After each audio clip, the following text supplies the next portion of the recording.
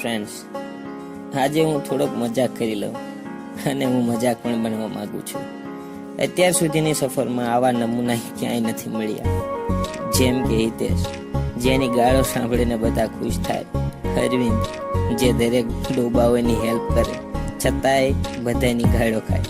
જયેન્દ્ર, જે કંઈક વિચિત્ર પ્રકારનું રમકડું હોય તેને જોતા જ બધાના મુખ પર સ્મિત આવી જાય. કરણ, જેની ભાષાને સાંભળીને બધા તેનો મજાક ઉડાવે અને તે અમારા ગ્રુપનો જોની લીવર છે, જે કોઈ પણ પરિસ્થિતિમાં બધાને હસાવે છે. હવે મહાન માયાઓનો પરિચય. તેમાંથી પહેલી માયા મિસ નિમિષા ઉર્ફ ઊંટ, જે છે આમ તો એકદમ સૂકી લાકડી જેવી છે, પણ તેની વાતો સાંભળીને ગમે તે ફિદા થઈ જાય. હવે બીજી માયા મિસ દીક્ષિતા ઉર્ફે ચક્કો.